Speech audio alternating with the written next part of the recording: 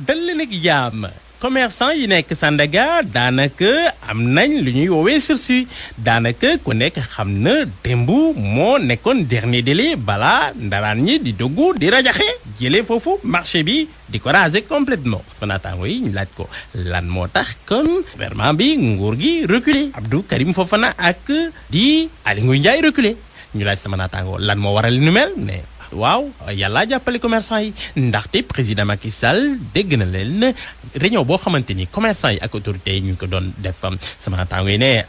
marché bi nag ko may sursis rek de ndaxte bu ñu demee ba tabaski teg ñaari fan dañuy kon indi ndaraan yi xaase ko sama naataango ne Macky am mode compréhension daanaka Sandaga dañ ko sauver de justesse gannaaw ñaane njëkk ak ay médiateurs yu bëri yoo xamante ni bokk nañ ci journal L'Observateur ne bokk na ci kii di Malick Gakou bokk na ci Grand Serigne de Dakar bokk ci itam kii di xalif général des Mourides ñoom ñëpp ñoo ñaan njëkk pour commerçant yi balaa ñu leen di may li nu mel la sama naataango ne am nañ lu ñu bëggoon waaye nag boo xoolee bu baax état bi dafa capituler état bi daanaka dafa reculer ñu laajaat sama naataango lan moo tax mu wax li nu mel mu ne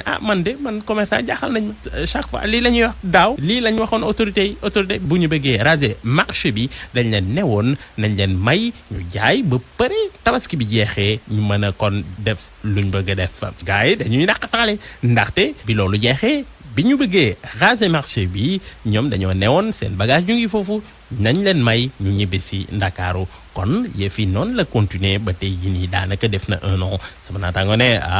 commerçant yi dañuy naxee ak muus ñoom daanaka dañuy def lu ñuy woowee une fuite en avant su ko defee ñu bañ a toj marché boobule may leen espace bu ñu jaayee waaye nag ndax ñun dañuy mën a voyager dugg ci espace Europe bi ndaxte ku nekk xam na ci Covid 19 bi Europe am na ay réew yoo xamante ni nee na leen mayu leen ñu dem foofu leen sama naataango ne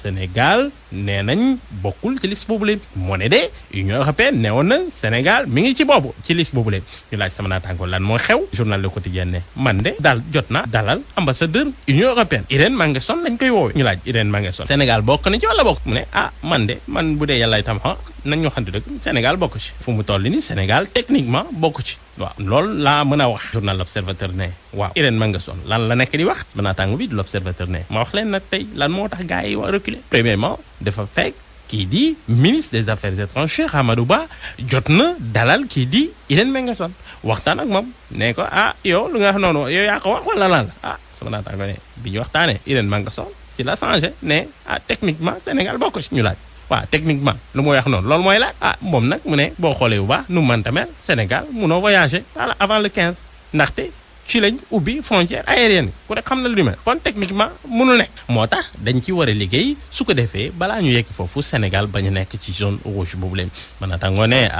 langage diplomatique bii de doy na wax ci la sama naataango jox parole ay nit ñoo xamante ni daanaka mën nañ décrypter langage diplomatique ñooñu ne nu mu mënta mel Sénégal ak Union européenne mën nañ liggéey ci wàllu wóole balaa ñuy ubbi frontières yi su ko defee loolu mën a antu ndaxte ku nekk xam na tous les 15 jours Union européenne day xoolaat liste boobule xool ndax am na amélioration su ko defee kon yëf yi avancé ci wàllu woowule sama naataango bii di journal lii quotidien ne nu mënta mel Sénégal na góorgóorlu ci wàllu woowule ndaxte bu fekkee ni def na réciprocité daanaka suñu touriste day dee benn yoon suñu touriste daanaka virus bi rey na ku pare kon bu fekkee ni touriste yi mënuñ ñëw Sénégal nañ ne rek ñu dee nañ benn yoon loolu la moo tax sama naataango bi di journal yi ne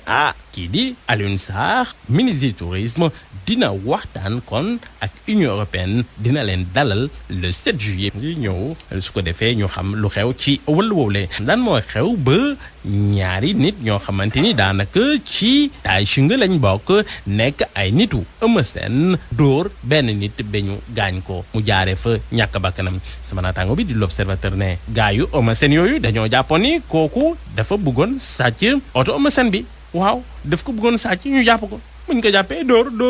ba mu bëgg a dee yóbbu gendarmerie biñ ko yóbbee gendarmerie daanaka presque ku dee lañ fa yóbbu ndaxte yàggu fa mu jaar fa ñàkk bakkanam naataango ne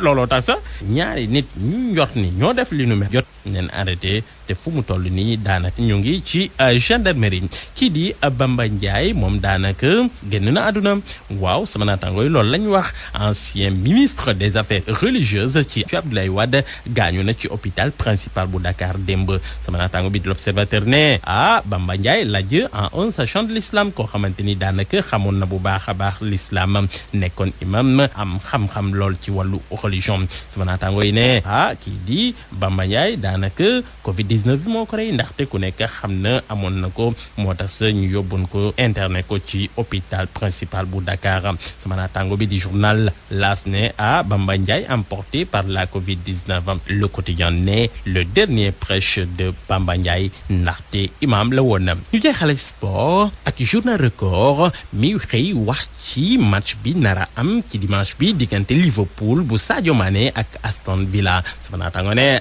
Sadio et les Reds pour se relever gannaaw biñ leen lapp yu métti ci championnat bi gannaaw bi Liverpool nekkee champion bi foofule ci Angleterre am na nag ay enjeux yu mag yoo xamante ni des na sama naataango bi di journal Stade Quotidien sama naataango bi di journal record ne fu mu toll nii Leicester Manchester United ak Chelsea ku nekk daanaka bëgg na ñu ngi xeex ngir préparer kon Ligue des champions bi jërë ngeen jëf